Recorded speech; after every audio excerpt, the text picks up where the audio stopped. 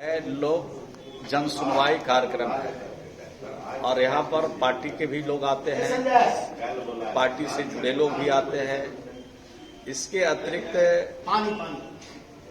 जो आम जनता है उनको वो भी आते हैं और आके अपनी बात को यहाँ हम सबको के समय पर रखते हैं और उस संदर्भ में संबंधित अधिकारियों को हम लोग निर्देश देते हैं कि इस मामले का निष्पादन करें, इस मामले का हल निकालें और इसमें से बहुत सारे मामले हल हो जाते हैं जो नियम संगत है, जो विधि सम्मत है, और कुछ मामले जो विधि सम्मत नियम संगत नहीं है वो मामले हल नहीं होते। तो इस तरह की जनसुनवाई के कार्यक्रम से नीतीश कुमार जी के सरकार के प्रति लोगों की आस्था बढ़ी है, उनका विश्वास बढ़ा है और आने वाले दिनों में जन सुनवाई कार्यक्रम और भी लोकप्रिय बनेगा और इस तरह से राज्य की सिर्फ जनता का नहीं, जनता दल के कार्यकर्ताओं का नहीं, सबका इस माध्यम से जन सुनवाई करके उनके मामले का हल किया जाए। जीविका दीदियों की जिम्मेवारी अब बढ़ गई है। अब खुद मुख्यमंत्री जी भी कह रहे हैं कि सभी दीदियां जो है वो शराब बंदी अभियान है उसको सफल बनाने में जीविका दीदी भी लग जाए और जो भी लोग पकड़े जाए उनको मैंने हल्ला करे, विरोध करे, जमकर के लोग शराब छोड़ दें। देखिए, जीविका की दीदियों की जवाबदेही राज्य में पहले से भी है और भी माननीय मुख्यमंत्री जी के दिशा निर्देशन में जीविका की दीदियों के जवाबदेही बढ़ती जा रही है, इससे इनकार नहीं किया जा सकता है। और सिर्फ शराबबंदी के मामले में नहीं, समाज सुधार के मामले में सिर्फ नहीं, यानी सामाजिक कुरीतियों को हटाने में, भगाने में जीविका की दीदियों का अहम रोल है। और आपने देखा था कि कोरोना काल में किस तरह से जीविका की दीदियां 11 करोड़ मास्क निर्माण किया और गांव में लोगों को मोबाइल के माध्यम से लोगों में जा करके लोगों को एवं किया। अब तो जीविका की दीदियों को हम लोग सिर्फ शराबबंदी का में अहम भूमिका उनका नहीं, बल्कि और भी अन्य जो सामाजिक कार्य है उसमें उनका सहयोग लिया जा रहा है। अब जैसे तालाब जो हम लोग जल जीवन हरियाली योजना में खोदे गए हैं, उन तालाबों को भी देख रेख करने के लिए जीविका की दीदियों को लाया जा रहा है। अब ये जो हॉस्पिटल हमारे जो जिला हॉस्पिटल है, जो अनुमंडल हॉस्पिटल है, इन हॉस्पिटलों में भी जीविका की दीदियों के द्वारा बनाई गई रसोई, शुद्ध भोजन उनको देने का काम किया जा रहा है। और इसके अलावा जो उनके साथ अटेंडेंट होंगे, उनके साथ जो रोगी के साथ आएंगे, उनके लिए भी वो स्थानीय स्तर पर उसका कॉस्ट तय करके उनको भी गरम गरम और शुद्ध भोजन देने का काम हो रहा है। और इसके अलावे भी अन्य कार्य में जैसे हम लोग उनको इन्वॉल्व कर रहे हैं और सामाजिक तौर पर तो बिल्कुल वो काम कर ही रहे हैं, लेकिन उनका आर्थिक संवर्धन भी उनकी हमारी प्राथमिकता है। राज्य में 10,30,000 से ज्यादा स्वयं सहायता समूह हम लोगों ने बनाया है। 1,27,00,000 परिवार तक अभी तक हम लोग पहुंचे हैं, यानी 1,27,00,000 परिवार आज आत्मनिर्भर बन गई है। बकरी पालन में, कृषि के क्षेत्र में, पशुपालन के क्षेत्र में, मुर्गी पालन के क्षेत्र में, कटाई और सिलाई के क्षेत्र में, मधुमक्खी पालन के क्षेत्र में और बैंक सखी के रूप में भी हमारी जीविका की दीदियां आज काम कर रही है।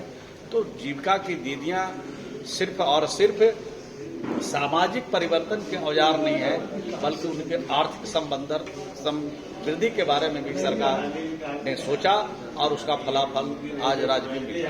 जल जीवन हरियाली को लेकर सर और क्या कुछ काम, काफी काम हो रहा है और क्या कुछ विशेष रूप से देखने को मिलेगा आने वाले समय? देखिए, जल जीवन हरियाली के बारे में 24,800 करोड़ की हमारी योजना थी और 3 साल में इसको पूरा करना था।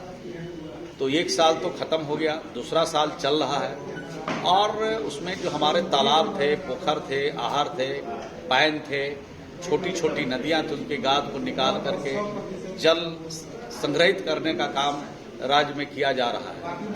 और उसके अलावे 5 करोड़ पौधे लगाने का इस साल लक्ष्य था और लगभग हम लोग लक्ष्य के आसपास पहुंच चुके हैं और 5 करोड़ पौधे भी हम लोग लगभग लगा चुके हैं। 2 करोड़ पौधे तो मनरेगा से मुझे लगाना था, तो लगभग 2.25 करोड़ से ज्यादा पौधा हम लोगों ने लगा दिया है और शेष बचे हैं वो भी पाइपलाइन में लग रहे होंगे और ये भी पूर्ण हम लोग कर लेंगे। जीविका की दीदियों के भी उसमें जवाबदेही है, उनको भी कहा गया है 1.5 करोड़ पौधा उनके माध्यम से भी लगेगा और बाकी पौधे वन विभाग की तरफ से लगाए जा रहे हैं। तो इस प्रकार से राज्य में जल को बचाने के लिए सोख्ता का भी निर्माण हो रहा है, रेन वाटर हार्वेस्टिंग का भी काम हो रहा है, चेक डैम का भी निर्माण हो रहा है, यानी हर प्रकार से जल जीवन हरियाली जो योजना है उसको पूरी तरह से जमीन पर धरातल पर उतारना है ताकि जो जलवायु परिवर्तन हो रहा है उसको रोकने में बिहार कामयाबी हासिल कर सके। जब मुख्यमंत्री श्री नीतीश कुमार जी पहली बार मुख्यमंत्री बने थे उस समय बिहार में मात्र 9% हरियाली परत था और आज बिहार में बढ़कर के 15.5% के आसपास पहुंचा है और इसको भी तेजी के साथ हमें बढ़ाना है।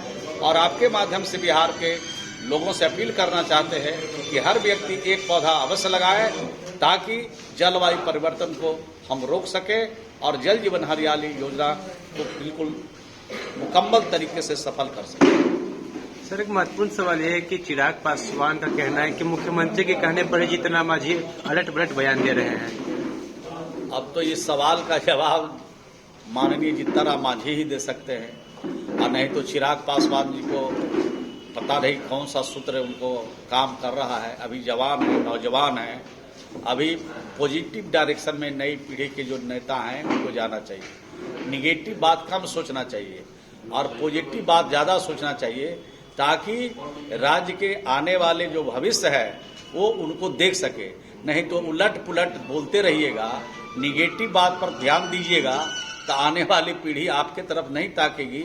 वो जो अच्छा बात बोलेगा, जो राज्य के हित में बोलेगा, जो नौजवानों के हित में बोलेगा, उस तरफ उनका ध्यान चला जाएगा। इसलिए अभी उनको संभालने का मौका है। सर, एक महत्वपूर्ण सवाल ये है कि विशेष राज्य के दर्जे पर लगातार आप लोग मांग कर रहे हैं, लेकिन भाजपा ने साफ कर दिया है कि जो क्राइटेरिया उस पर बिहार उतर नहीं रहा है, इसलिए विशेष राज्य का दर्जा नहीं मिल सकता, लेकिन विशेष पैकेज जरूर दिया जा रहा है बिहार को। देखिए, हमारी मांग है ना, और जो देने वाले हैं वो दे रहे हैं कि नहीं दे रहे हैं वो विषय है। तो हमारी मांग है, हमारी मांग पर विचार होना चाहिए। विशेष राज्य का दर्जा मिले तो और भी राज्य तेजी से तरक्की करेगा, लेकिन राज्य तरक्की कर रहा है। लेकिन ये बात तो नीति आयोग कह रही है कि बिहार पिछड़ा राज्य है, बिहार नीचे पादान पर है। तो जो कोई राज्य नीचे पादान पर है, कोई व्यक्ति गड्ढा में गिरा हुआ है तो उठाना किसको है? जो बराबर पर खड़ा है उसको कि जो गड्ढा में गिरा हुआ है उसको?